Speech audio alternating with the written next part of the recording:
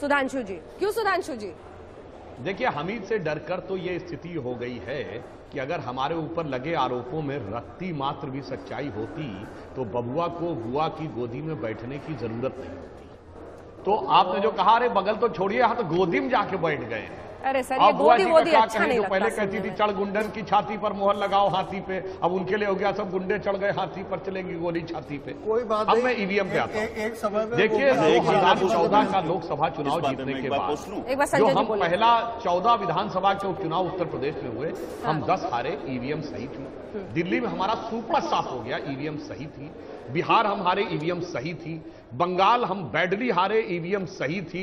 हम गोरखपुर हारे, फूलपुर हारे, कैराना हारे, ईवीएम सही थी। अजमेर हारे, मंदसौर हारे, ईवीएम सही थी। पंजाब हारे, कर्नाटक हारे, ईवीएम सही थी। मध्य प्रदेश, छत्तीसगढ़, राजस्थान हारे, ईवीएम सही थी। भाई, सब जगह सही थी। तो अब गलत केवल इसलिए है कि अब आपको सही तस्वीर दिखने लगी है कि 23 मई को क्या तस्वीर आने वाली है। उस तस्वीर का बचाने के लिए ठीक है आप अभी संजय जी, एक मैं आऊंगी सर, प्लीज संजय जी फिर बोल। संजय जी, एक बार जरा देखिए, वापस ईवीएम पर आएंगे, लेकिन एक बार जरा आंकड़े आपको दिखा रहे हैं। ये जो वोटिंग परसेंटेज है, इस पर मैं चाह रही थी कि एक सोफोलॉजिस्ट के रूप में आप थोड़ी जानकारी दें, क्योंकि अलग अलग जो 50% बिहार में, यूपी में इन जगहों पर इतनी कम वोटिंग, इसका क्या अर्थ है? देखिए अंजना जी, एक बात तो साफ है, ये सब 5 बजे के आंकड़े हैं और हमें पता है पोलिंग के नियमों के हिसाब से जो व्यक्ति लाइन पे खड़ा हो गया वो जब तक तो 6:30-7 तक 5 बजे तक जिसने जो लाइन पे खड़ा हो गया तब तक वो वोट डालते हैं। हमने पहले चरण में भी और दूसरे चरण में भी देखा, जो प्रोविजनल फिगर आते हैं और रात तक ये फिगर्स ऊपर की ओर जाते हैं। तो जो फिगर अभी आपको दिखाई पड़ रहे हैं, ये सब इनमें इजाफा होगा, लेकिन इजाफा इतना ही होगा कि मुझे लगता है पिछली बार के तकरीबन करीब जाकर करके पोलिंग परसेंटेज जाएगा। अभी बिहार में 50% आ रहा है। पिछली बार बिहार में इन्हीं कंस्टिट्यूंसी में 60% मतदान हुआ था। बंगाल में इन्हीं कंस्टिट्यूंसी में 83% पिछली बार हुआ। अभी 70-72% के आसपास दिख पड़ रहा है। कुल मिला के ऐसा मतदान उतना ही हुआ है तीसरे चरण में इन सारी कंस्टिट्यूंसी में जितना 2014 में हुआ था। इन आंकड़ों से बहुत कुछ निष्कर्ष निकालना मुश्किल है, लेकिन मुझे लगता है एक निष्कर्ष मैं निकालता हूं कि टक्कर हो रहा है। अलग अलग कंस्टिट्यूंसी में, अलग अलग राज्य में, अलग अलग क्षेत्र में टक्कर हो रहा है, मुकाबला हो रहा है। ये एक तरफा चुनाव दिखाई नहीं पड़ता है। ठीक है, टक्कर है, एक तरफा होता हुआ नहीं दिखाई दे रहा है। और चूंकि हम आपको सुबह से दिखा रहे हैं कि तकनीक का ऐसा समागम हमने इस बार चुनावी कवरेज में किया है, ये हम आपको दिखा रहे हैं। देखिए ये तस्वीर, जैसे ही आप जूम इन करेंगे आप समझ पाएंगे जितनी जगहों पर, ये थर्ड फेज हमने बताया ना आपको, 302, 91, 95 और 117 इतनी सीटों पर वोटिंग हो चुकी है। तो ये है वो तमाम जो हरे इलाके आपको दिख रहे हैं जहां पर वोटिंग है।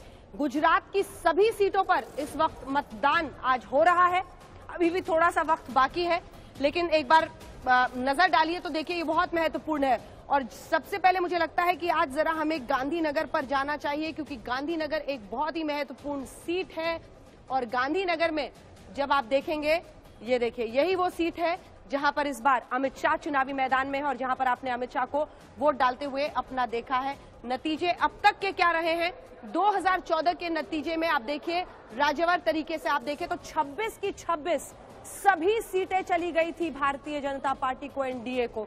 लेकिन यूपीए जो शून्य पर था, 59%, 60% वोट आप समझिए कि चले गए थी उन्हें।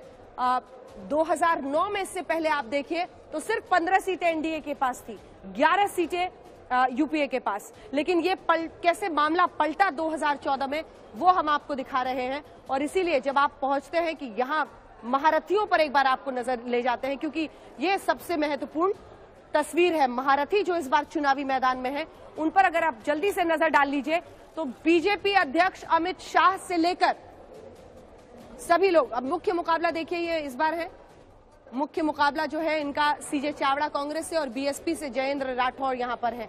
एक बार फिर से आइए तो सबकी नजर इस बात पर है कि जो महारथी हैं उनमें और कौन से चेहरे।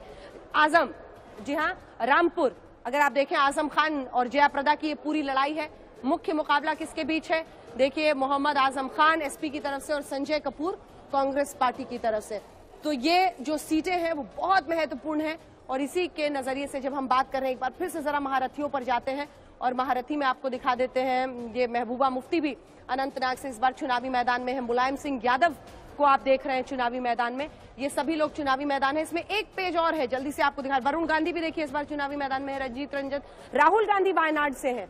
दो अध्यक्षों का जमीन पर है इम्तिहान आज के दिन, एक तरफ अमित शाह का तो दूसरी तरफ राहुल गांधी का। रंजीत रंजन, संबित पात्रा जिनको आप अक्सर हल्ला बोल में 6 बजे देखते थे, मिस्टर पात्रा भी पुरी से चुनावी मैदान में है और आज उनके लिए भी वोटिंग खत्म हो गई है। तो हो सकता है आने वाले दिनों में आप देखेंगे उनको यहां पर आते हुए स्टूडियो में, क्योंकि अभी तो भिड़े हुए थे वहां पे। शशि थरूर तिरुवनंतपुरम से, देखिए शशि थरूर पर नजर डाल लीजिए। मुख्य मुकाबला इनके लिए क्या है वो भी हम आपको दिखा दे रहे हैं। बीजेपी की तरफ से कुम्मनम राजशेखरन वहां पर है और सी दिवाकरन है। तो ये बड़ी तस्वीर है, तकनीक के इस्तेमाल से हमने आपको बता दिया है। देखिए अब जो आगे की 4 फेज हैं उनमें सीटें अगर आप देख लीजिए तो लगभग आधे हिंदुस्तान में वोटिंग खत्म हो गई है